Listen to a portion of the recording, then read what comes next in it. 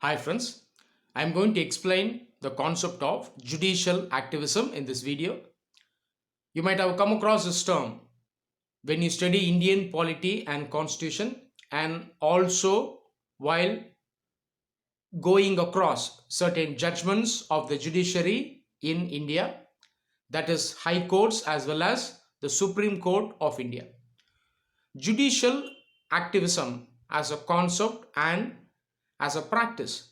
This was derived from the concept and practice of judicial review.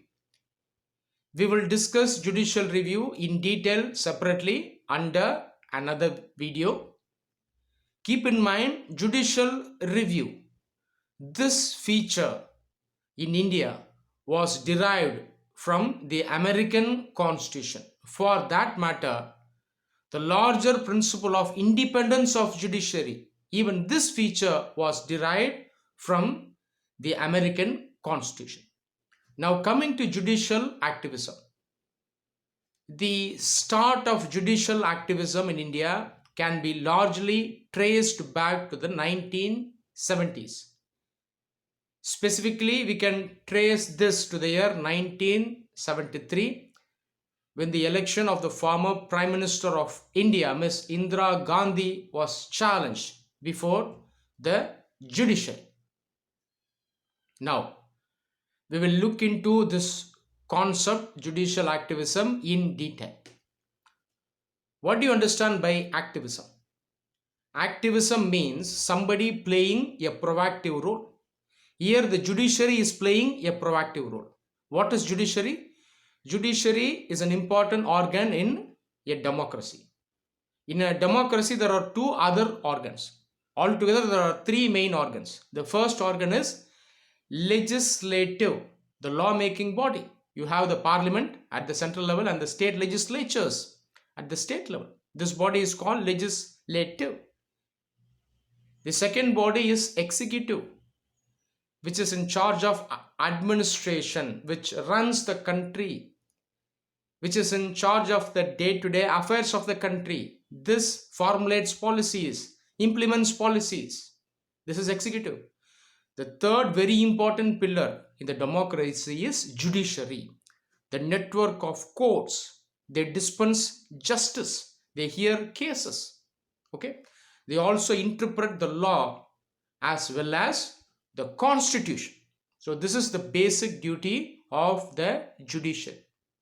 So this is the domain of the judiciary: hearing cases, dispensing justice, ensuring rule of law, and if needed, interpret various aspects of laws as well as the overall constitution. Okay.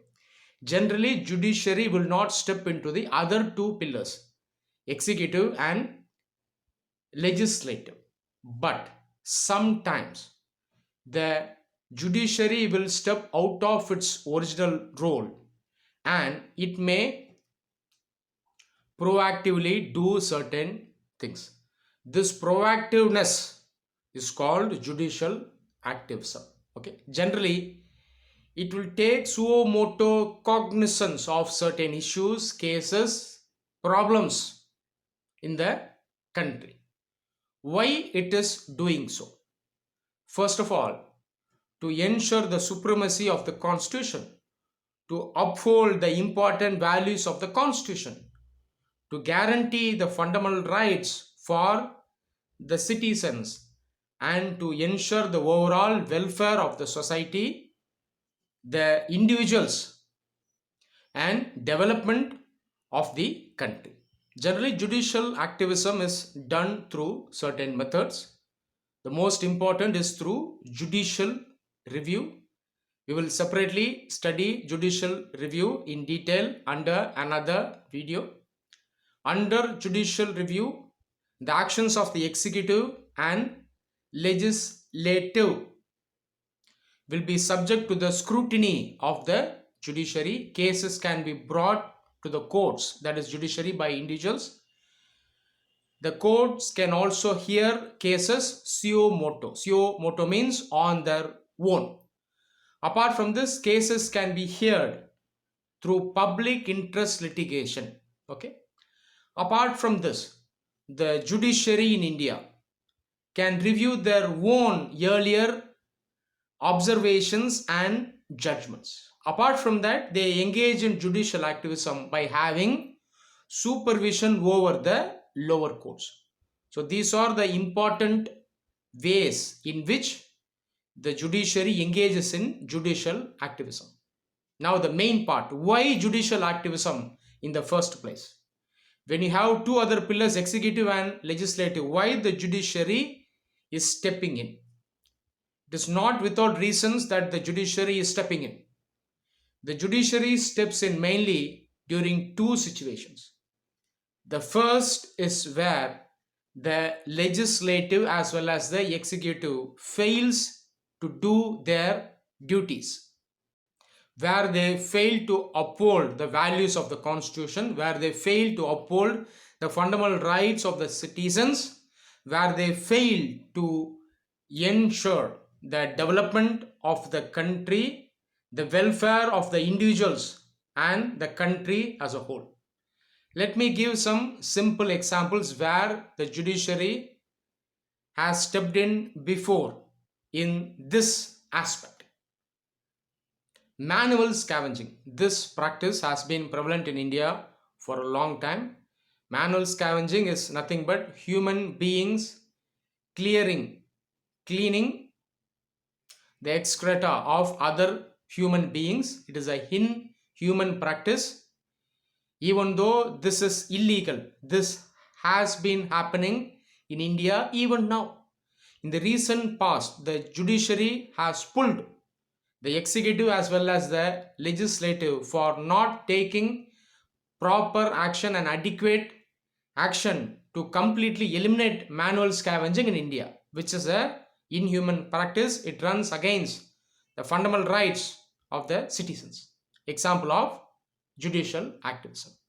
Another example, in the very recent past, the Supreme Court highlighted the situation where many under trials are languishing, that is, staying in jails for many years. Okay, the cases are not even heard, but they are simply put in jail. Their fundamental right is being affected. The right to life and personal liberty is being affected. Another example, few months ago, once again, the judiciary asked this question to the executive as well as the legislative: why women are not taken into the armed forces in combat role, that is, to fight in the army, air force and navy as soldiers. They are taken as officers but not in the combat role. Okay, the center, that is the executive, gave an answer telling that women cannot be treated on par with men. The court hit back. It pointed out, no, men and women are equal. Right to equality, important value of the constitution, fundamental rights, is it not? How can you say that women are not equal to men? So take action in future to also take women in the combat role in the Indian military. An example of judicial activism.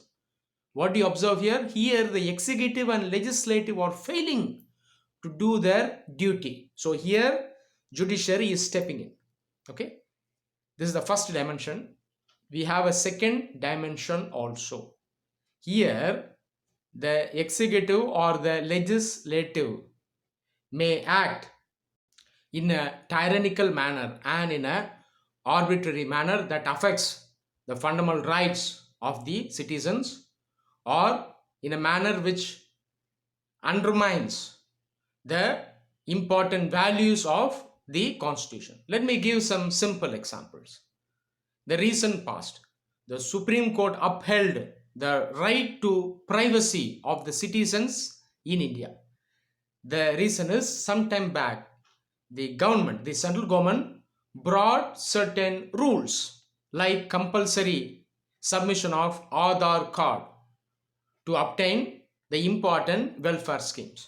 Now Supreme Court is nothing but the judiciary. It told that right to privacy is a very important part of the fundamental right, Article 21. Okay, right to life and personal liberty. So give importance to right to privacy. An example of judicial activism. Another example, some weeks ago, once again, the judiciary pulled up the central government as well as the state governments. It told that compulsory vaccination of people to control the COVID pandemic is not correct. Okay, it is arbitrary. It runs against the fundamental rights, the individual choice. So, this is not correct. At the same time, the government can bring some reasonable restrictions. Okay, here, what do you understand? Here, the state is acting in an arbitrary manner, somewhat in a insensitive manner. Okay, so this is judicial activism for you. In a dynamic democracy and a growing democracy like India, definitely judicial activism is welcome. It has prompted the executive as well as the legislative to take prompt actions for the welfare of the citizens as well as the overall society. At the same time, too much judicial activism is not right. It is often referred to as judicial overreach. Let me give a simple example. Some years ago, the judiciary, it gave a direction. It told whenever people goes to the cinemas, that is cinema theaters, to watch a movie, they have to compulsorily stand for the national anthem. If they don't do so, it is against the law. Okay, what do you see here? Don't you think the judiciary's rule or order itself is arbitrary? Does a man or a woman need to prove his or her patriotism only by standing for the national anthem in a place of entertainment like a cinema hall? Doesn't make much sense, right? Of course, if they stand, yes, well and good, we can appreciate. But this is not a place to prove your patriotism. This is a simple example of judicial overreach. Thank you.